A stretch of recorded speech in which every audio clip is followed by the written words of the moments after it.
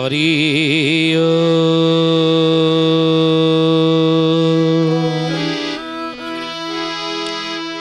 ओम भूर्भुवः स्वः तत्सवितुर्वरेण्यं भर्गो देवस्य धीमहि धियो यो नः प्रचोदयात्।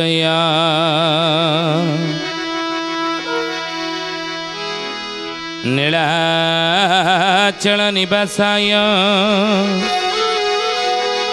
नित्याय परमात्मने बलभद्र सुभद्राभ्यां जगन्नाथ यते नमः। जगन्नाथ यते नमः। बोलिए महापुरुष अच्युतानंद जी की जय। शुद्धि जानी ज्ञानी गुणी मंडली आज अध्याय आलोचना को आपण मानक स्वागत जनाऊँ। आज मालिका वचन आलोचन में आलोचना करने जाऊे पंच सखा माने रत्न सिंहासन रे क्यों क्यों देवता अच्छी मालिका शास्त्र रे लिखिं कौन से लीला खेला करुँच विषय कौन लेखा लिखिं बोले मणि बेदी परे हरि ज्योतिरानंद मूर्ति को धरी चित्त आनंदे बजाय बंशी सुजने दे से तो आनंदे बजाय बंशी सुजने दे। बोले मणि बेदी परे हरि रत्न सिंहासन को किभली रासमंडप बोली पंचसखा माने कहिछन। ये रत्न सिंहासन रासमंडप एटी कौन है ना मणि बेदी परे हरि से मणि बेदी पर हरि सिंदूरानंद मूर्ति की धरी सजनी को आनंदे बजाए बंशी राधा कृष्ण नित्य स्थला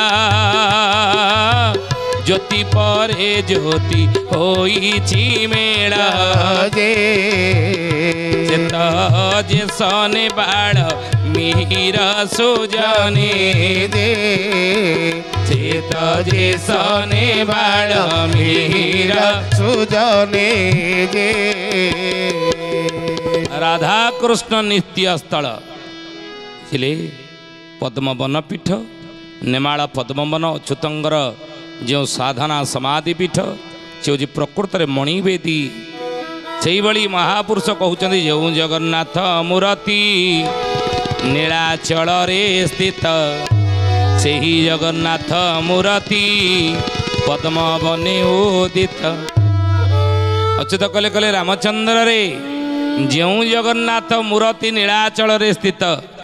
नीलाचल रे जो जगन्नाथ मूर्ति रत्न सिंहासन पूजा पाउछंदी से जगन्नाथ मूर्ति ई पद्मवन पीठरे मध्य विराजित ही अछंदी। प्रकृत रे राधाकृष्णंगर ये होचनी कौन नित्य रास स्थल कौटा पद्मवन पीठ से भली श्रीक्षेत्र नीलाचल क्षेत्र श्रीमंदिर रत्न सिंहासन सेठी मध्य गोलक वृंदावन रूपे उत्कलीय वैष्णव माने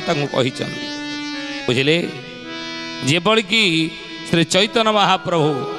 वृंदावन को राधाकृष्ण नित्य रासस्थल बोली किंतु सेहीपरि पंचसखा माने श्रीमंदिर बा श्रीक्षेत्र को राधाकृष्ण रासस्थल बोली बुझिले। तेणु से कहले जो जगन्नाथ मूर्ति नीलाचल स्थित से जगन्नाथ मूर्ति पद्मवने उदित। कौन से चली ना राधाकृष्ण नित्य स्थल ज्योति परे ज्योति होईची मेल सजनी गो जेसने बाल मिहिर से राधाकृष्ण नित्य रास चली आओ अष्ट सखी सेठा बरे सेवा करो थांती ଦେଖନ୍ତି ପ୍ରଭୁଙ୍କ ଠାରେ ଯେ ସେ ତ ଦେଖନ୍ତି ନେତ୍ର ପଥରେ ସୁଜନେ ଯେ ନେତ୍ର ଦେଖନ୍ତି ନେତ୍ର ପଥରେ ସୁଜନେ ଯେ ଅଷ୍ଟ ସଖୀ ସେଠାବରେ ସେବା କରୁଥାନ୍ତି ପ୍ରଭୁଙ୍କ ଠାରେ ଯେମିତି ବୃନ୍ଦାବନରେ ଅଷ୍ଟ ସଖୀମାନଙ୍କ ଗହଣରେ ଗୋପୀମାନଙ୍କ ଗହଣରେ ପ୍ରଭୁ ରାଧାକୃଷ୍ଣଙ୍କର ଯେଉଁ ରାସ ହେଉଥିଲା ମହାପୁରୁଷ କହୁଛନ୍ତି ଏଇଠାରେ ମଧ୍ୟ ସେଇ ରାସ ଚାଲିଛି କେମିତି ଦେଖନ୍ତି ନେତ୍ର ପଥରେ ମୁଁ ଦେଖନ୍ତି କି ଟିକେ ନେତ୍ର ପଥରେ ଅଚ୍ୟୁତ ଏ ଅତି ବଡ଼ି ଜଗନ୍ନାଥ ଦାସ କହୁଛନ୍ତି ସେଇ ରାଧାକୃଷ୍ଣଙ୍କ ରାସକୁ ମୁଁ ଏ ନେତ୍ରରେ ଦେଖନ୍ତି କି ସେ ସୌଭାଗ୍ୟ ସେ ପୁଣ୍ୟ ମୋର ଯଦି ଟିକେ ଥିବ ତାହେଲେ ପ୍ରଭୁଙ୍କର ସେଇ ରାସକୁ ସେଇ ଲୀଳାକୁ ମୁଁ ଟିକେ ଦେଖିପାରନ୍ତି କି ଜଗନ୍ନାଥ ଦାସ କହିଲେ ଅଚ୍ୟୁତାନନ୍ଦ ମହାପୁରୁଷ ସେଇଥିପାଇଁ ଶୂନ୍ୟ ସଂହିତାରେ ଲେଖିଲେ ବୋଲେ ଆଖିଟି ପାପ ଯେ ଆଖିଟି ପୁଣ୍ୟ ଆଖି ଥିବା ଲୋକ ଜୀବନେ ଧନ୍ୟ ଆଖି ଥିବା ଲୋକ ଜୀବନେ ଧନ୍ୟ ଆଖି ଥିବା ଲୋକ ଜୀବନେ ଧନ୍ୟ बोलिए महापुरुष अच्युतानंद जी की जय ज्ञानी गुणी मंडली शुद्धि जानी मालिकार महापुरुष आलोचना कर बोले कंठटी 18 नला तोहर कंठटी 18 नला तोहर मुखटी 28 सिंह दुआर मुखटी 28 सिंह दुआर नासा पोड़ा जय विजय दुई नासा पोड़ा जय विजय दुई दंत बाविसी पावछ बोलाई से दंत बाईसी पावछ बोलाई सखिलो गंड स्थान मुद्राटी सखिलो गंड स्थान मुद्राटी सखिलो गंड स्थान मुद्राटी सखिलो गंड स्थान मुद्राटी बड़ दांड गोटी बड़ दांड गोटी बड़ दांड गोटी बड़ दांड गोटी अटई सेहिलो से बड़ दांड गोटी बड़ दांड गोटी बड़ दांड गोटी बड़ दांड गोटी अटई सेहिलो देखो शरीर सहित मध्य तुलना कले श्रीक्षेत्र सहित शरीर को केमी तुलना कर कंठटी 18 नला तोहर 18 नला में गले प्रथम 18 नला पड़े कि तेणु देखु प्राण पवन जो जीव ये कंठटी 18 नला नहीं कंठटी 18 नला तोहर मुखटी 28 सिंह द्वार यीटा सिंह द्वार यीटार प्रवेश कले आउ नासा पुड़ा जय विजय दुई नासा पुड़ा जय विजय होगी जगिंट दंत 22 पावछ बोलाई 22 पावछ है आमर दांत सखिलो गंडस्थान मुद्राटी बड़ दांड गोटी 28 जिह्वा को जगमोहन टी कही ये जिह्वा हूँ जगमोहन यही बाट दे गले तो राधाकृष्ण को दर्शन करू ये सहस्रार चक्र उपर प्रभु विराजमान ही अच्छा राधाकृष्ण जुगल मूर्ति तेणु श्रीक्षेत्र को गले रत्न सिंहासन जगन्नाथ बलभद्र सुभद्रा रूप से राधाकृष्ण रास चली नहीं राधाकृष्ण लीला करुँच बोली अच्युतानंद महापुरुष कहले से अच्युत कहते आखिरे टे से मूर्ति की प्रभु देखती कि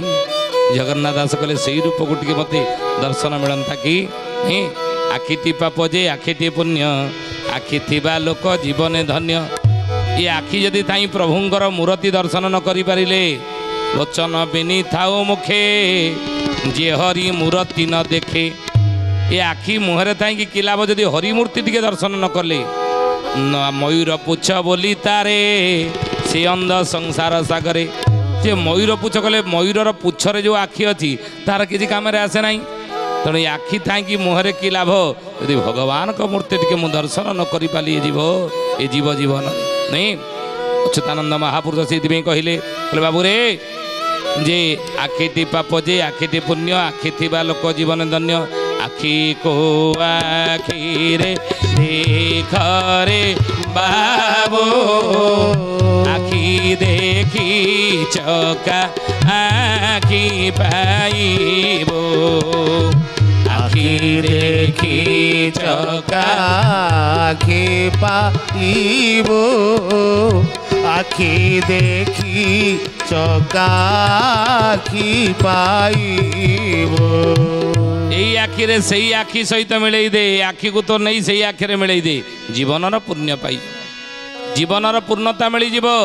ଯିଏ ପର୍ଯ୍ୟନ୍ତ ଏ ଆଖିକି ସେ ଆଖିରେ ତ ମିଳେଇ ନାହୁଁ ଆଉ ସବୁ ଏ ଆଖିରେ ଅନ୍ୟ ଦୃଶ୍ୟ ଦେଖିଛୁ ସଂସାରରେ କିନ୍ତୁ ସେ ନେତ୍ର ସହିତ ଆଖିକି ମିଳେଇ ନାହୁଁ ତାହେଲେ ଜୀବନର ପୂର୍ଣ୍ଣତା ତୁ ପାଇପାରିବୁନି କଳିଯୁଗର ମଣିଷ ଅଚ୍ୟୁତ କହିଲେ ଅଚ୍ୟୁତି ପାମର ରହ ଆଖି ନାହିଁ କାହୁଁ ପାଇବ ସେ କଳା କନାଇଁ କାହୁଁ ପାଇବ ସେ କଳା କହ୍ନାଇ କାହୁଁ ପାଇବ ସେ କଳା କହ୍ନାଇ ଜଗନ୍ନାଥ ଦାସ କହୁଛନ୍ତି ହେ ମହାପ୍ରଭୁ ଏତିକି ସୁଦୟା କରନ୍ତୁ ଏ ଆଖିରେ ରତ୍ନ ସିଂହାସନରେ ଆପଣଙ୍କର ସେ ରାଧାକୃଷ୍ଣଙ୍କର ଯେଉଁ ଲୀଳାକୁ ମୁଁ ଟିକେ ଦର୍ଶନ କରିପାରନ୍ତି କି କେମିତି ଚାଲିଛି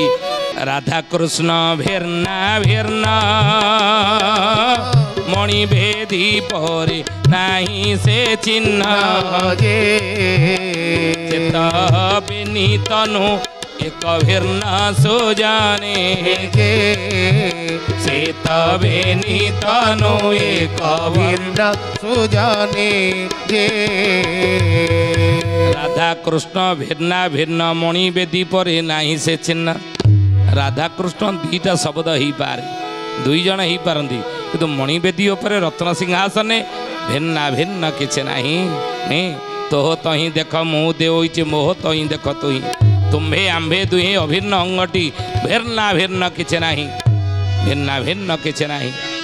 ଭଗବାନ କୃଷ୍ଣ ଯେତେବେଳେ ଗୋପପୁର ଛାଡ଼ି ଦ୍ୱାରିକା ଯାଉଥିଲେ କେଉଁଠିକି ନା ମଥୁରା କଟକ ମା ରାଧାରାଣୀ କାନ୍ଦିଲେ ତୁମେ ମୋତେ ଛାଡ଼ି ଚାଲି ଯାଉଛ ଆଜି ବିବାହ ଯଦି ଯାଉଛ ମୋର ତ ମନ ବହୁତ ଦୁଃଖ ତୁମକୁ ଛାଡ଼ି ରହିପାରିବିନି କିନ୍ତୁ ଯିବା ପୂର୍ବରୁ ଟିକେ ମୋ ସହିତ ବିବାହ କରିନିଅ ତୁମ ବାହା ହେବାକୁ ଆମ ବାହାଘର କାମଟା ସରିଯାଉ ଛାଡ଼ି ଯାଇକି ଆଉ କୁଆଡ଼େ କ'ଣ ହେଇଯିବ ଭଗବାନ କୃଷ୍ଣ କାନ୍ଦି ପକେଇଲେ ହେ ରାଧେ କ'ଣ ତୁମେ କହୁଛ ବାହା ହେବ ଏଆଡ଼କୁ ଟିକେ ଚାହଁ ସାଡ଼କୁ ଚାହିଁକି କାନ୍ଦିଲେ ମୋ ଆଡ଼କୁ ଟିକେ ଚାହଁ ମା ରାଧାରାଣୀ ଯେତେବେଳେ ବୁଲି ପଡ଼ିଲେ ଦେଖିଲେ ତାଙ୍କ ସାମ୍ନାରେ କୃଷ୍ଣ ଆଉ ନାହାନ୍ତି କୃଷ୍ଣ ରାଧା ରୂପ ହେଇଯାଇଛନ୍ତି ଗୋଟେ ନାରୀ ଗୋଟେ ପୁରୁଷକୁ ବାହା ହେଇପାରେ ଗୋଟେ ନାରୀ ନାରୀକି କେମିତି ବାହା ହେବ ନାଇଁ ଆଜି କଳିଯୁଗରେ ହେଉଛି ଅଚ୍ୟୁତାନନ୍ଦ ମହାପୁରୁଷ ଲେଖିଲେ ମାଳିକାରେ ପୁରୁଷେ ପୁରୁଷେ ରତି ରଙ୍ଗ ରସ ନାରୀ ନାରୀରେ ଯେ ତହିଁ ବହୁଲ ନାରୀ ନାରୀରେ ଯେ ତହିଁ କଥା ନିୟତ ହେମ ରାମଚନ୍ଦ୍ର ଆପଦ ହୋଇବ ମହି ଜୟ ଜଗନ୍ନାଥ ଜୟ ଜଗନ୍ନାଥ ଜୟ ଜଗନ୍ନାଥ ଜୟ ଜଗନ୍ନାଥ ବୋଲେ ପୁରୁଷେ ପୁରୁଷେ ରତି ରଙ୍ଗର ସେ ନାରୀ ନାରୀରେ ଯେ ତହିଁ ଆଜି କଳିଯୁଗରେ ହଉନି ଅନ୍ୟ କେଉଁ ଯୁଗରେ ଏଭଳି ନଥିଲା ଆଜି କଳିଯୁଗରେ ଦେଖ କି ବିକୃତ ମାନସିକ ଚିନ୍ତାଧାରା ବୋଲି ମହାପୁରୁଷ ଅଚ୍ୟୁତାନନ୍ଦ ଜି କି ଏ ଜ୍ଞାନୀ ଗୁଣୀ ମଣ୍ଡଳୀ ସୁଧୀଜାନୀ ଆମେ ଆଲୋଚନା କରୁଛେ ଆଜିର ମାଳିକା ବଚନ ବିଷୟ କ'ଣ ନା ପଞ୍ଚସଖା ମାନେ ରତ୍ନ ସିଂହାସନ ବା ଶ୍ରୀକ୍ଷେତ୍ରକୁ କେମିତି ବୃନ୍ଦାବନ ସହିତ ତୁଳନା କରିଛନ୍ତି ଇଏ ଶ୍ରୀକ୍ଷେତ୍ର ଇଏ ହେଉଛି ସାକ୍ଷାତ ବୃନ୍ଦାବନ ଏଇଠି ରାଧାକୃଷ୍ଣଙ୍କର ନିତ୍ୟ ଲୀଳା ଚାଲିଛି ରତ୍ନ ସିଂହାସନ କେମିତି এই কথাকে পঞ্চসখা মানে মালিকারে আলোচনা করেছেন বুঝলে জ্ঞানগুড়ি মন্ডলী এই বিষয়ে আমি আলোচনা করছি কোণ কহুলে না সেতবে রাধাঙ্কু কৃষ্ণ কহিলে গোটে পুরুষকু নারী গোটে পুরুষকু বিবাহ হয়ে আউ তুমি চাহ মু তো গোটে নারী না তুমি মু হচ্ছে স্বয়ং রাধা নাই রাধাকৃষ্ণ ভিন্ন ভিন্ন কিন্তু আজ কলিযুগরে অচ্যুতানন্দ মহাপুরুষ কହୁছেন এই অসম্ভব আজ সম্ভব করুনা পুরুষে পুরুষে রতি রঙ্গর সে নারী নারী রে যে তহি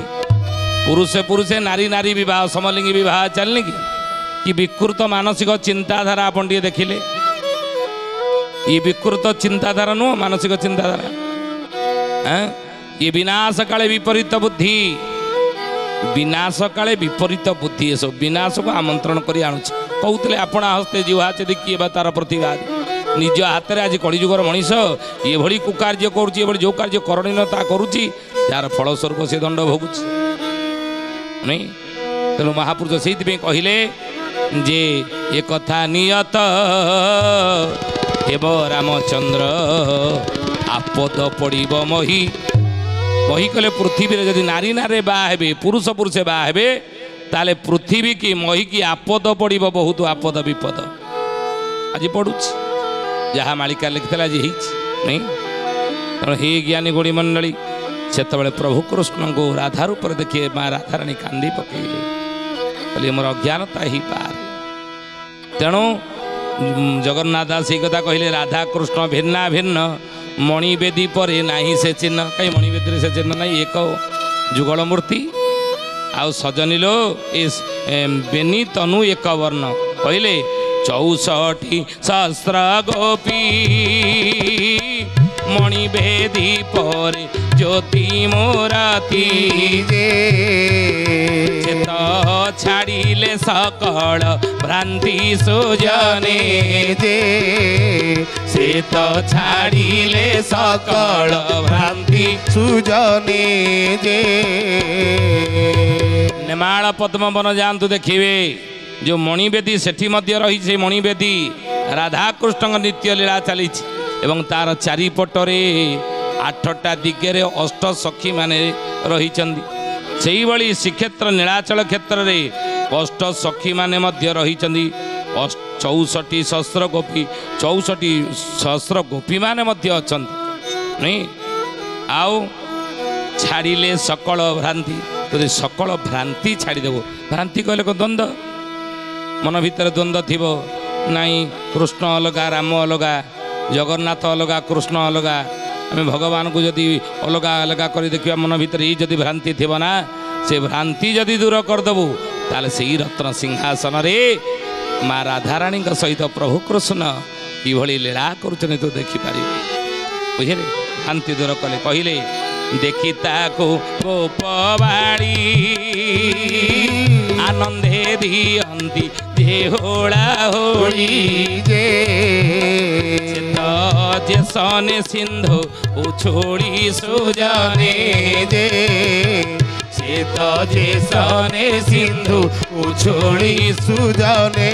जे आज समाज रे देखो अच्युतानंद महापुरुष मालिका लिखिले कौन कहले मोर नाम देख ग्रंथ रे रही तोर नाम कहीं देखा बिंदु बसी नाही मिथ्या भेक बही बाबाजी नुहंती एका अजय जगन्नाथ पतित पावन ओडिशा बड़ ठाकुर कल्प बटवासी प्रभु ब्रह्मराशि कଳି कड़ु सनासन शुणा शुणी भावे गुरु बोलाइबे संप्रदाय ज्ञान नथिबा नाना जाति नाना तिलक काटिबे गुरु धर्म नाश जीव अजय जगन्नाथ पतित पावन ओडिशा बड़ ठाकुर कल्प बटवासी प्रभु ब्रह्मराशि कଳି कड़ु सनासन आज समाज रे सब ये धर्म भितर सांप्रदायिक भेदभाव चलुनि कि से कह मो धर्म अलग कि तो धर्म अलग तो मो ठाकुर अलग से राम भक्त मुझे कृष्ण मंदिर जी मुझे कौन काम कि ना मु राम को पूजा कर किए कह मुझे दीक्षा नहीं मुझे समके मोर हूँ गुरु मुझे जी ना ये अनेक गुरु चांडालिया दोष अनेक भितर अच्छी ध्यान देवे कि भूल बुझे ये गुरु चांडालिया दोष कलिजुगे अनेक मानक भितर आसब बोली महापुरुष मालिका लिखिं मो गुरु अलगा ता गुरु अलगा मो गुरु बड़ ता गुरु छोट ये आसुनि मो ठाकुर बड़ ता ठाकुर छोट मुझे ठाकुर आश्रय ठाकुर पूजा कर ठाकुर को कहीं घर रखी गोटे परिवार भितर स्वामी कहूँ ना मुझे ठाकुर रही ठाकुर रही स्त्री कहूँ ना कि कथा मो बाप घर ये ठाकुर को पूजा करी मु फटो नहीं आई मु ठाकुर रखी चलला बाड़िया बिटा नहीं धर्म भितर सांप्रदायिकता शुणा शुणी भावे गुरु बोलाइबे संप्रदाय ज्ञान नथिबो नाना जाति नाना तिलक काटिबे गुरु धर्म नाश जीव किंतु प्रकृत भक्त किए ना जो ही राम सो ही जगदीशा जन ही के अंतर पर्वत शेषा शेष भई नुहे तेणु जी राम सी जगन्नाथ जी जगन्नाथ सी कृष्ण जी जगन्नाथ सी बुद्ध ଯେ ଜଗନ୍ନାଥ ସେ କଳିକି ଏଇଭଳି ବିଚାର ଆସିବା ଦରକାର। ଯିଏ ସୁଶିଷ୍ୟ କିଏ ନା ଯିଏ ନିଜ ଗୁରୁଙ୍କ ଭିତରେ ସବୁ ଗୁରୁଙ୍କୁ ଦେଖେ ବା ସବୁ ଗୁରୁଙ୍କ ଭିତରେ ନିଜ ଗୁରୁଙ୍କୁ ଦେଖେ, ସେ ହେଉଛି ସୁଶିଷ୍ୟ। ଏଭଳି ଭାବ ଆସୁ। ଜଗନ୍ନାଥ ଦାସ କହିଲେ ହେ ଗୋବିନ୍ଦ ହେ ପ୍ରଭୁ ମୋତେ ସେଇଭଳି ବିଚାର ବୁଦ୍ଧି ସେଇଭଳି ନେତ୍ର ଦିଅ ଯେମିତି ମୁଁ ରତ୍ନ ସିଂହାସନରେ ସେ ରାଧାକୃଷ୍ଣଙ୍କୁ ଦର୍ଶନ କରିପାରେ। କହିଲେ ଯେ ଦେଖି ତାଙ୍କୁ ଗୋପବାଳି ଆନନ୍ଦ ଦିଅନ୍ତି ଯେ ହୁଳହୁଳି ସାଇଫ ଏ ଲୋ ଜେସନେ ସିନ୍ଧୁ ଉଛୁଳି, ସିନ୍ଧୁ ଯେମିତି ଉଛୁଳି ପଡ଼ୁଛି। କହିଲେ ଅଣାକାର ଚିତ୍ର ଏହି ତ୍ରୟ ବିନ୍ଦୁ ପରେ ସେ ଭାବ୍ରଗ୍ରାହୀ ଯେ ଦାସ ଜଗନ୍ନାଥ କହି ସୁଜନେ ଯେ ସେ ତ ଦାସ ଜଗନ୍ନାଥ କହି ସୁଜନେ ଯେ। ତେଣୁ ତ୍ରିଦେବ ଜଗନ୍ନାଥ ବଳଭଦ୍ର ସୁଭଦ୍ରା ତ୍ରିଦେବ ସେଇ ମଣିବେଦୀ ଉପରେ ରତ୍ନ ସିଂହାସନରେ ରାଧାକୃଷ୍ଣ ରୂପରେ ମୁଁ ତାଙ୍କୁ ଦର୍ଶନ କରିପାରେ। ଜଗନ୍ନାଥ ଦାସ ଏତିକି ପ୍ରଭୁଙ୍କୁ ମାଗିଛନ୍ତି। ଆମେ ସେଇଭଳି ନେତ୍ରରେ ଯଦି ଭାବରେ ଦେଖିବା ନିଶ୍ଚିନ୍ତ ରତ୍ନ ସିଂହାସନରେ ରାଧାକୃଷ୍ଣଙ୍କୁ ଦର୍ଶନ କରିପାରିବା। ଆଜି ତ ସମୟ ହେଇଛି, ତ ଆସନ୍ତୁ ବାଣୀକି ବିରାମ ଦେବା। କିନ୍ତୁ ତା ପୂର୍ବରୁ ଜଣେ ଭକ୍ତର ନାଁ କହିବା। କିଏ ସେ ଭକ୍ତ, କ'ଣ ତାର ନାଁ, କୋଉଠି ତାର ଜନ୍ମ ହେଇଥିବ? କହିଲେ କୋଶମଣ୍ଡଳରେ ଭକତ ଥିବ ଜାତିରେ ବ୍ରାହ୍ମଣ ନାମ ବାବନ, ଜାତିରେ ବ୍ରାହ୍ମଣ ନାମ ବାବନ, ଜାତିରେ ବ୍ରାହ୍ମଣ ନାମ ବାବନ। କୋଶମଣ୍ଡଳ ଏକ ଗ୍ରାମରେ ବାବନ ନାମରେ ବ୍ରାହ୍ମଣ ଜାତିରେ ଜଣେ ଭକ୍ତ ଜନ୍ମ ହେଇଥିବ ବୋଲି ଅଚ୍ୟୁତାନନ୍ଦ ମହାପୁରୁଷ ଭକ୍ତ ତାଲିକାରେ ଲେଖିଦେଲେ। ସୁଧୀଜନ ଜ୍ଞାନୀ ଗଣିମଣ୍ଡଳୀ ଭକ୍ତର ନାଁ ଆମେ କହିଲୁ, ଆପଣ ଠାବ କରିବେ। ଆଜି ତ ସମୟ ହେଇଛି, ତ ଆସନ୍ତୁ ବାଣୀକି ବିରାମ ଦେବା। ସେ ପ୍ରଭୁଙ୍କର ନାମ ନେଇ ଏ ନାମ ବ୍ରହ୍ମ ନାମ ବ୍ରହ୍ମ ନାମ ବ୍ରହ୍ମ ସାର, ନାମ ବ୍ରହ୍ମ ନାମ ବ୍ରହ୍ମ ନାମ ବ୍ରହ୍ମ ସାର, ଏ ନାମ ବ୍ରହ୍ମ ବିନୁ ଜୀବ ଭବ ନୁହେଁ ପାର, ସେ ନାମ ବ୍ରହ୍ମ ବିନୁ ଜୀବ ଭବ ନୁହେଁ ପାର। ଏ ଜଗନ୍ନାଥ ଜଗନ୍ନାଥ ଜଗନ୍ନାଥ ସାର, ଜଗନ୍ନାଥ ଜଗନ୍ନାଥ ଜଗନ୍ନାଥ ସାର,